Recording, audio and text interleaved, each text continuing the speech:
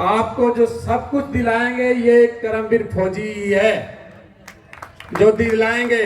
और वो ये मैं आपके साथ वादा करता हूं, ये पीछे कभी नहीं हटेंगे। आज से ही नहीं है मेरी इसकी दोस्ती। जब मैं मुंबई में घायल हो गया था, जब भी भाई का फोन आया, और दिल्ली में जब मैं एडमिट था, जब भी मेरे से मिलने आए। आज 15 साल से मैं भाई के साथ जुड़ा हूँ। आज आपके जय हिंद मंच के ऊपर आपके अध्यक्ष साहब सुरेंद्र शर्मा जी और नवीन सर ने तो पूरा ही सिस्टम ही हिला दिया आज, जो आप लोगों के सामने बात रखी, और मैं उस बहुत ही खुश हुआ सर आपके साथ। Thank you.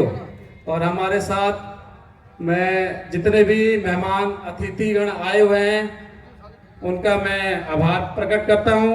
और मेरे भाई जो मेरे से सीनियर भी थे, कमांडो सुरेंद्र सिंह जो एमएलए रह चुके हैं 3 बार, उनका मेरे ऊपर हमेशा आशीर्वाद बना रहा है। जब जब भी मेरे ऊपर कोई आपत्ति आई है, भाई ने मेरा सपोर्ट करा है, और करमवीर भाई ने मेरा तो हमेशा सपोर्ट करा है, करते रहते हैं हमेशा। आज मुझे बहुत ही खुशी हो रही है। और मेरे जो सीनियर भूतपूर्व सैनिक जो हमारे बैठे हैं, उनको भी मैं जय हिंद करना चाहता हूं। उन्हीं के आशीर्वाद से आज मैं आपके सामने खड़ा हूं।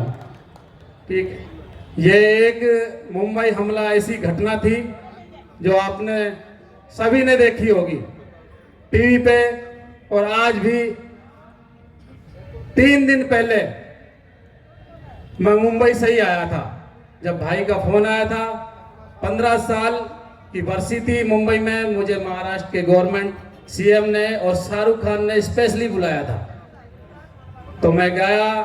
तो सर का फोन आया था कि आपको मेरे प्रोग्राम में पक्का आना है। और कैथल में मैंने भाई से प्रॉमिस किया था, एक फौजी से ही वादा किया था, चाहे कुछ भी हो जाए आपके प्रोग्राम में मैं पक्का ही आऊंगा। आज जब हम सुबह 4 बजे अलवर राजस्थान से चले थे, तो ऐसा लग रहा था कि हमारा प्रोग्राम में शायद नहीं पहुंच पाएंगे, इतनी धुंध थी कि शायद लेट हो जाएंगे। तो ऊपर वाले की अच्छी मेहरबानी हुई, जो मौसम खुल गया था। आज आपके सामने खड़ा हूं और मुझे बहुत अच्छा लगा। आज सभी का प्यार मिला। और जो करमवीर भाई के साथ जो पूरे मंच पे बैठे हैं पार्षद भाई, इनका मैं जय हिंद करता हूं। और मैं आप लोगों के साथ हमेशा रहूंगा, जब तक रहूंगा। एक छोटी सी घटना है, वो आपके साथ समय ज़्यादा नहीं लूंगा, तो वो आपके साथ मैं शेयर करता हूं। जब ये 26/11 मुंबई हमला हुआ था, तो हम मानेसर एनएसजी में तैनात थे, और मेरे भाई कमांडो सुरेंद्र सिंह भी साथ थे। तो जब हमें पता चला, हम उस टाइम एक ही बैच के थे, एक ही बैच के शुरू से ट्रेनिंग कर रहे थे। और मेरी जो एक्टिविटी थी सुरेंद्र भाई को पता थी, और सुरेंद्र भाई की एक्टिविटी मेरे को पता थी। हम दोनों कभी अपने ट्रेनिंग में मार नहीं खाते थे। क्यों? क्योंकि हम मन लगा के उसको काम करते थे और उसको सीखते थे। और वही हमें करने को 26/11 मुंबई हमले में मिला। जब हम को बताया गया कि 26/11 मुंबई में हमला हुआ है, कई 10 आतंकवादियों ने मुंबई में कई होटलों पर अपना निशाना बनाया है। हमें यहाँ से दिल्ली से भेजा गया था। जब कमांडो सुरेंद्र सिंह भी हमारे साथ थे, एक ही फ्लाइट में हम थे और एक ही बैच के थे और एक ही साथ बैठे थे जब हम फ्लाइट में। तो बस यही जहन था कि मुंबई में ऐसा क्या हो गया जो हमें बुलाया गया। ऐसी वहां भी फोर्स है जिनसे कंट्रोल नहीं हो रहा। तो एक एनएसजी कमांडो एक ऐसा दस्ता है जो हमारे जो साथी बैठे हैं, और मेरे पिता समान हैं, वो भी बैठे हैं, उन्होंने भी सर्विस करी है, कि एनएसजी कमांडो को जब ही हिलाया जाता है जब चारों तरफ से कंट्रोल नहीं होता। तो हम भी उस 26/11 के को जब हम गए यहाँ से, और मेजर संदीप उन्हीं कृष्ण की हम टीम में हिस्सा थे जो आज हमारे बीच नहीं है। उन्होंने अपनी टीम में ऐसे बंदों को रख रखा था जो वहाँ कुछ बेस्ट कमांडो थे, तो उनका हिस्सा मैं भी था। जैसे ही हम यहाँ की एयरपोर्ट से, दिल्ली से 3 बजे की फ्लाइट से हम रवाना हुए, वहाँ जाके मुंबई हम 5 बजे जैसे लैंड करे, तो मुंबई की पुलिस हमें लेने के लिए आई हुई थी। जैसे ही हमें पुलिस की गाड़ियां हमें लेने के लिए आई और हम जैसे गाड़ियों में बैठ के ताज होटल के पीछे एक लॉबी बनाई गई है, वहां छोड़ा गया था। अभी ये पता नहीं था कि जाना कहाँ है। जब मेजर संदीप के साथ हम लीड कर रहे थे तो हमें ताज होटल में जाने का मौका मिला, और जो बाकी कमांडो थे जो Oberoi hotel, Nariman house hotel, उनमें गए। जैसे ही हम सुबह 6:30 बजे के करीब ताज होटल में घुसे तो वहाँ जो ऐसा भयानक मंजर था वो आपके सामने मैं बयान नहीं कर सकता, क्योंकि वहाँ इतने आतंकवादियों ने, वहाँ सिर्फ 4 आतंकवादी थे और बाकी 2 और जगह निशाना बना रखा था होटलों में। जैसे ही हम घुसे, खून चारों तरफ, खून ही खून था, और भोली भाली जनता को निशाना बना के रखा हुआ था। आप सोच नहीं पाएंगे, ऐसे भी थे जो एक ही फैमिली से, वाइफ, बच्चा, माँ, बाप, सबको मार रखा था। उनको देख के ही हमारे जितने भी कमांडो थे, एक खून बोल रहा था। जैसे ही हम अंदर गए और हमारे ताज के जो सिक्योरिटी इंचार्ज थे, उन्होंने बताया कि सीढ़ियों के माध्यम से ऊपर गए हैं, तो ताज होटल में इतने रूम थे कि कोई ये नहीं सोच सकता कि किस कमरे में घुसे होंगे। और जो हमारे एनएसजी कमांडो की सिखलाई दी जाती है, उसी के हिसाब से हमने सारे रूम को सर्च करना शुरू करा। और एक दिन से भाई साथ होने के बाद कुछ भी नहीं खाया हमने, भूखे प्यासे चल रहे थे। और मेजर संदीप उन्हीं कृष्ण का एक ही था कि किसी को टच नहीं करना, किसी को फ्रिज, जैसे फ्रिज बोलते हैं ना, उसको खोलना नहीं, कहीं भी आईडी और बम लगा हो सकता है।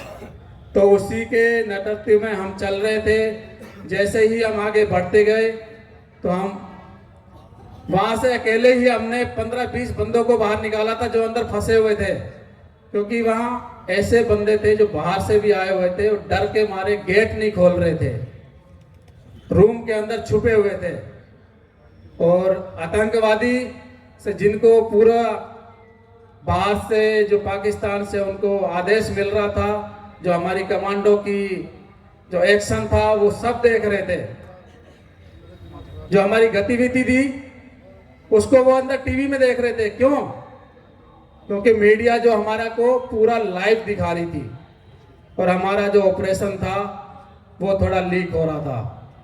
हमारे जो कमांडिंग अधिकारी थे, जब उनको बताया गया कि भाई ऐसे जो मीडिया हमको लाइव दिखा रही है और आतंकवादियों को सामने हमारी पोजीशन सब कुछ पता चल रहा है, तो हमारे जो अधिकारी लोगों ने बात करी मीडिया से, उनको बताया कि जो हमारा लाइव ऑपरेशन है उसको आप लाइव ना दिखाएं, हमारी जो पूरी गतिविधि है उनको पता चल रही है। तो उन्होंने हमारे अधिकारियों की बात मानी और वही हुआ। जैसे जैसे हम अंदर घुसते गए और मीडिया ने वो पूरा कवरेज आधा घंटा लेट दिखाया। लेट दिखाने का मकसद यही था, वो लेट दिखाएंगे तो हम उतने ही जल्दी ऑपरेशन को खत्म करेंगे, और वही हुआ था। जो जल्दी से हमने ऑपरेशन खत्म करा। उस समय जैसे ही हम आगे बढ़े रहे थे तो मेजर संदीप उन्हीं कृष्ण साथ में थे, मैं उनको बोल रहा था तो वो खुद ही बोल रहे थे, सुनील आगे आराम से चलना, क्योंकि वो आतंकवादियों ने पूरी ही लाइट कनेक्शन सब कुछ अंधेरा कर रखा था, सब कुछ काट रखा था और ताज होटल में आग लगा रखी थी। जैसे ही हम सीढ़ियों के माध्यम से 6 मंजिल पर चढ़े थे, वहाँ एक रूम था 671 नंबर रूम। वहाँ पर एक मेरे साथी थे, अपने हरियाणा से ही थे, हवलदार राजवीर, वो कमांडो सुरेंद्र सिंह अच्छी तरह जानते हैं, हमारे एमएलए साहब। और जैसे ही हम दोनों आगे जा रहे थे तो संदीप सर ने बोला था कि संभल के चलना, देख के चलना, कहीं से भी फायर आ सकता है। जैसे ही हम आगे बढ़ रहे थे तो एक रूम से जो रूम हमने आगे खोले, उनमें से जितने भी फंसे हुए थे सिविलियन, उनको बाहर निकाला और नीचे भेजा। और जो 671 नंबर रूम था उसको काफी देर नॉक करने के बाद खोल नहीं रहा था, तो हमें अंदेशा हो गया था कि इसमें कुछ ना कुछ गड़बड़ है। तो मेजर संदीप को मैंने बताया, तो उसने बोला कि देख के चलना, और रूम को कैसे क्या उनकी हरकत पता चल रही है, कुछ पता नहीं चल रही थी, क्योंकि उसने अंदर से बंद कर रखा था, अंदर हमें पता नहीं था। तो आतंकवादियों ने जैसे हमारे आगे की रो में जो कमांडो सर्च कर रही थी, उसने धीरे से अपना गेट खोला और बैरल बाहर निकाल के अपने अंधाधुंध फायरिंग कर दी। अंधाधुंध फायरिंग करने के बाद जो हमारे साथी कमांडो लोग जो आगे रूम को सर्च कर रहे थे, उसमें से कई कमांडोज घायल हो गए थे और उनको हमने नीचे भेजा।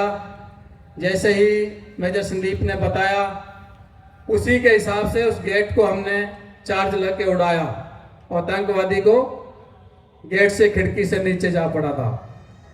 जाने के बाद उस होटल में आग लग गई थी। आग लगने के बाद वहां पर दम से घुटने लग गया था। वहां पर जितने भी इंस्ट्रूमेंट थे फायर आग बुझाने के, हमने सबका इस्तेमाल करा, पर आग पर काबू नहीं पाया। तो जैसे ही संदीप ने बोला कि पूरी टीम को नीचे लेके चलो, तो हम नीचे गए थे। तो वहां पर एक बात और मैं बताता हूं कि संदीप उन्हीं किशन जब ऐसे ही टेबल पे बैठे थे, तो मैंने उनको यही बोला, सर मुझे बहुत गर्मी लग रही है। तो गर्मी किस वजह से लग रही थी, जब हम अभी प्रॉपर पूरे जो कमांडो बनते हैं ना, जो बलिदान परेड होती है, उसके 3 दिन रह रहे थे, उससे पहले ये हमला हो चुका था। और मैंने जो कमांड यूनिफॉर्म होती है उसी के ऊपर फ्लैग डांगरी चढ़ा रखी थी। तो संदीप ने बोला चैन खोलो और सिर्फ अपनी शर्ट निकाल के झोली में रखो। मैंने धीरे से चैन खोली और अपनी झोली में रखा, और तुरंत ही उसके बाद 2 आतंकवादियों ने बाहर सिविलियनों के ऊपर ग्रेनेड फेंक दिया।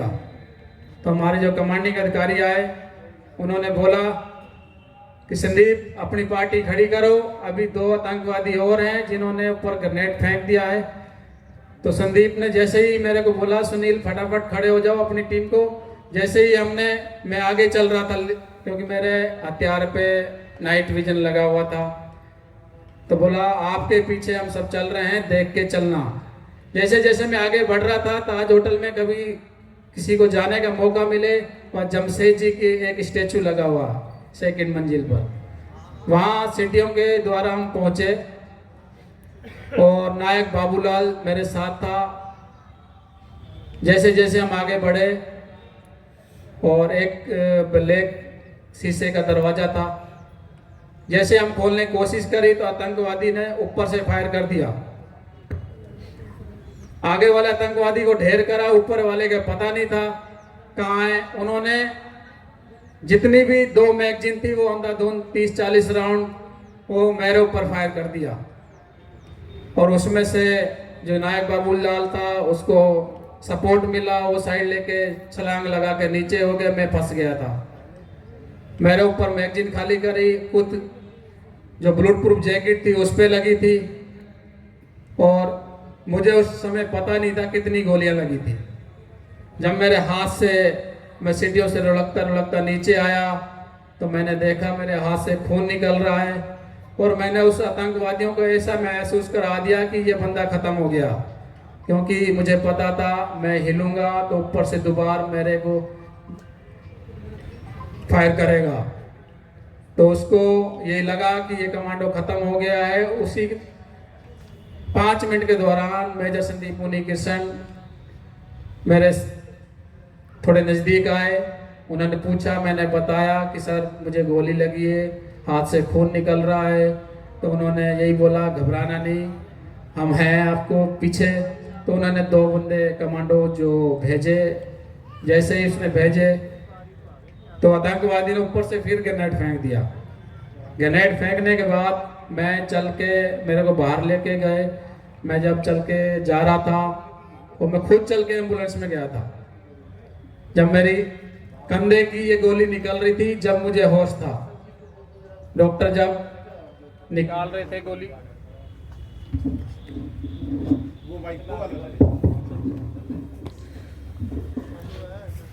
जब मुंबई के डॉक्टर हेलो गोली निकाल रहे थे कंधे की, तो मुझे जब होश था, उसके बाद मुझे कुछ पता नहीं था। गरम खून था, कुछ पता नहीं था गोलियां कहाँ कहाँ लगी है। बस सिर्फ यही था कि हाथ पे लगी, और बाद में जब डॉक्टर निकाल रहे थे तो कंधे की दिखी। तो गोलियां लगी थी मुझे 8। आज भी 26/11 की यादगार में अपने हार्ट के पास, मेरे पास सीने में है, और 10-12 स्प्लेंडर मेरे बॉडी में है। मुझे तुरंत हॉस्पिटल भेजा गया। आज आपको सामने खड़ा हूं, वहां मुंबई के बड़े बड़े हॉस्पिटल थे जिसकी वजह से मैं खड़ा हूं, अदरवाइज कहीं होता तो पता नहीं क्या होता।